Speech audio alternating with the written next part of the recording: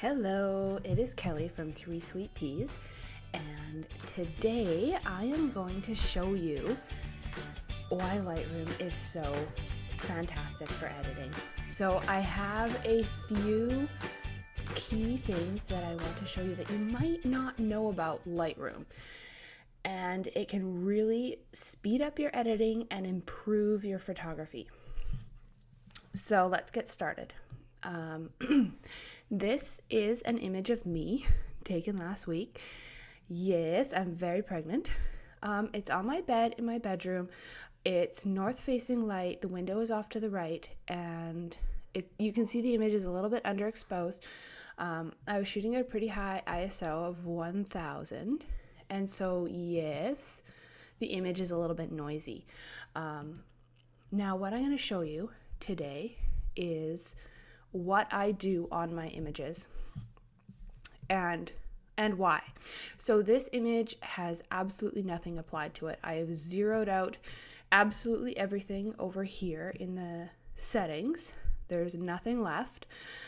And I've already imported these images, so that importing is for another tutorial. But when I do import, I always apply a basic import preset that I created. So it does all my basic adjustments for me on every single image right when I import. It saves so much time. I'm going to go against conventional wisdom and start down at the bottom. And I want to talk about camera calibration. So I shoot in RAW, or I photograph in RAW, and which means that even if I have a camera profile set in my camera, whatever is set in Lightroom overrides what the setting in the camera is. So I have my Lightroom set to camera neutral profile. I believe that if you've never touched this, your default profile will be Adobe Standard.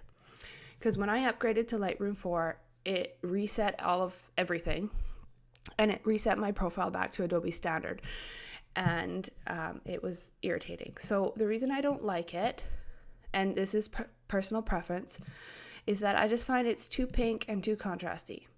So I set mine either at camera neutral or camera portrait, and in another tutorial I will show you exactly how to do that. But moving on, that is where you want to start. Because this actually, your camera calibration is not something that you typically set in a preset. I don't think it saves it. The next thing that you might not know about, but will seriously improve your photography, or your images at least, is lens correction. So the default is not to have these on. And my import preset will actually check this box. So I just pay attention to the image on the screen and what happens. And you'll see it kind of just popped it in a little bit. And that is because whenever you photograph, there is distortion associated with or created by each specific lens that you use. And your camera knows which lens you had, and it transfers that information to the computer. So it knows that I was shooting with a 24 to 70 millimeter lens. So when I enable my profile correction, it knows what to apply. And of course, you can go and you can fix the distortion, and you can create some actually, maybe not so much on this one, but you can create your own kind of funky effects. Same with the vignetting. If it's really vignetted, you can undo the vignetting or increase it. I usually just leave them at the defaults. The second thing that my import preset does is it checks this button off, which is remove chromatic aberration. Now, it does not going to apply for this image. The chromatic aberration is typically when you're photographing a backlit subject and you get that purple fringe around somebody. This will help to take it away. So it doesn't really apply here. So we've got these two turned on, and so now my profile, my image is being corrected for the distortion that was introduced by the lens. The next best thing about Lightroom is its noise reduction capabilities. So I'm going to zoom in, and when I click in, it zooms to 100%, I believe. I don't see it anywhere, but I remember reading it. And there's two types of noise reduction. You've got your luminance and you've got your color. This one is going to need, you can tell the little red speckles and stuff, a lot of color reduction, noise reduction. And the noise is created when you increase your ISO, and this is digital noise. And the thing that people need to remember is that not all noise is bad. You don't have to get rid of all your noise. You don't always have to have an image that is photographed at ISO 100 or 200 in order for it to be a good image. Because sometimes you want noise. You want that grain. It adds to the moodiness and the feel of your image. So in this instance, in my dimly lit bedroom, it's okay that there's noise because it's a low light condition. So you want to remember that. So I'm going to increase the luminance, and luminance has to deal with the light value, the lightness values.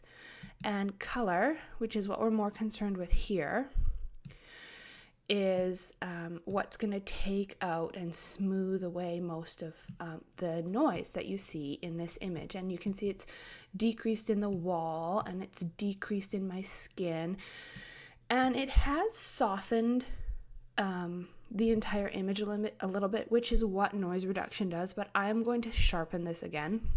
I'm not too concerned. Usually I'll bring the detail down a little bit. Now, you can also apply sharpening here. I usually leave it at the default because I'm not that familiar with this sharpening tool. So where's my before? Where's my after? So this is my before and this is my after. And I apply noise reduction as a default preset on almost all of my images. And if I don't need it, I will take it away later. But I find that due to the type of photography that I do, most often I need a little bit of noise reduction. And it works nice for skin smoothing as well, as you can see. All right, so the next thing that I do is I come up here and I do my basic exposure and contrast adjustments. So this image is, to me, a little bit underexposed, especially if I was going to print. So there's a big difference, which I'm not going to explain, get into depth here today, about your images on screen and your images on paper. And the basic difference is that our monitors emit light. Paper does not. So our images naturally seem brighter on a computer screen.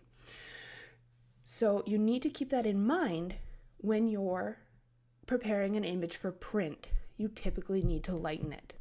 Now, my default import preset will increase the exposure by 0.3, and I do this across the board. I think I could calibrate it in my camera to compensate for this, but I find I still bump my exposure almost all the time.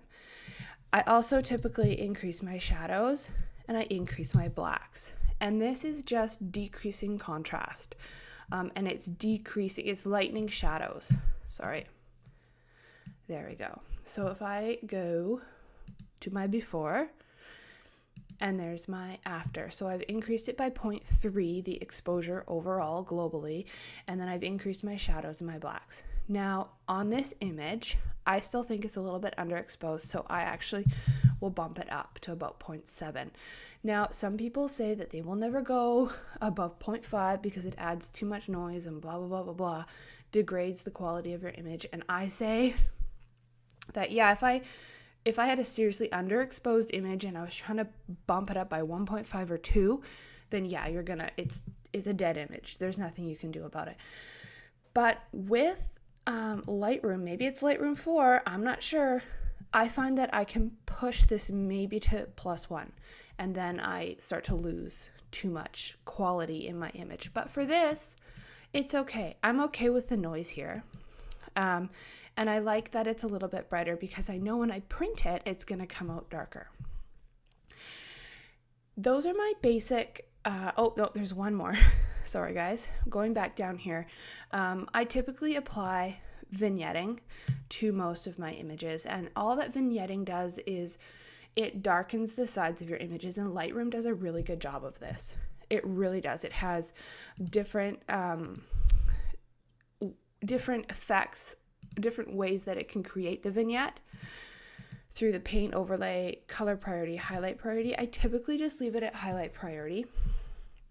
And of course, if I have a really light image, then I don't apply this. So that is it. That is all I do. And I wanted to show you now the before and the after. So here is the before, and here's my after. Huge difference. It just took an image that was a gross snapshot that you really couldn't show to a client into something that looks professionally polished. Now, I haven't talked about white balance. And in here, I've just left it as shot. And to tell you the truth, it may have been on auto. I can't remember. But it should have been basically on daylight. And you can see that it warmed up the image a little bit. I'm going to take it into Photoshop and I'm going to apply additional warmth. So I'm going to leave it as shot, just because that's how I edited this sequence of images. The other thing I'm going to do is take it into Photoshop and apply the portraiture plugin to soften my skin and just add a little bit more softness overall to the image. Now, you do not have to do that. If I was not taking this image into Photoshop, what I would do is use the most fantastic slider in all of Lightroom, aside from maybe the lens distortion correction, and it's the clarity slider. Now, anywhere between -15 and -30 is a good range for clarity. And what clarity does is it softens your image. Now, it's not the same as noise reduction. It's not taking out noise. It's just softening your image. And it can really make your images look professional. It can actually almost replace portraiture. And portraiture, for those of you guys that don't know, is a skin softening plugin available for Lightroom or Photoshop, and it costs money, $100 or something like that. And lots of newborn photographers and lots of portrait, like retouching for photographers, for lack of a better word, use this. Now, I'm going to zoom back in and show you the difference in clarity. So let's go back here. That's before and that's after. And you can see that it just kind of lightened and softened, and it does a pretty good job. And that's where I'm going to leave it. That is what I do in Lightroom, and I could save this now and be done with it. The great thing about Lightroom is that you see I have all these similar images down here. And once I have this set, like I apply my basic import preset, which is what we just went through, and then I usually tweak it a little bit. So most of the work is done for me. And then anything, all my similar images, I will select them using the Shift key and hold down to the end. These are my kids jumping on the bed down here. And all you got to do is either hit this sync button over here, or you right click or control click on a Mac, and you go to develop settings and sync settings. And then you can choose which adjustments you want to sync with all of your images. I usually never sync white balance unless I'm actually specifically applying a white balance correction. And I typically never sync my crop, because that's typically a per image sort of thing that I'll go back and do later. And then I'll hit synchronize, which I'm not going to do right now because I've already fixed all these images, and it will apply these adjustments to the images that I've selected. So it's like batch editing, but really quick and really fast. So that is why I use Lightroom, and that is why it is so fantastic. Now, the remaining Photoshop adjustments, really quickly, we'll go into Photoshop, and here's our image. I edited the raw images here. You can see I didn't save it or export it or anything. Now, I create lots of my own actions, but for this purpose, I'm going to show you what I do using Paint the Moon actions, because I love her actions. Annie Manning, who's the creator of Paint the Moon, she's on my list of people to meet one day. So hopefully I will get to do that. Now, her latest set, the Artisan and the Essence, are amazing. They're totally worth the money. I'm a very clean editor, so I don't typically use a lot of these hazes and tonal adjustments and color flips and whatever. What I use here on most of my indoor low light images is this action called Film Haze. And what it does is it warms it up, it applies a color filter, and it decreases the contrast. And I love it. So it was too strong, so I went and I decreased the opacity from 85 down to 50-ish%. And then I will highlight them both and I will flatten. Yeah. Okay. And because I believe I left my clarity. Yeah, I left my clarity down. So normally I would also run portraiture here, but I'm not going to because I left my clarity down. The last thing that I'll do in Photoshop here is a high resolution sharpening action. Now this is by far the best action I have ever used for sharpening for print. And I do this on all of my images, regardless of whether I print them or not, because I never know if I'm going to print them eventually, and that is how I want them, what I want them to be ready for.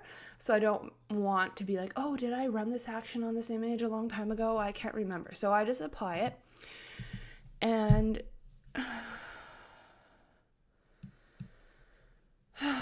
sorry guys, that's what's supposed to be in there.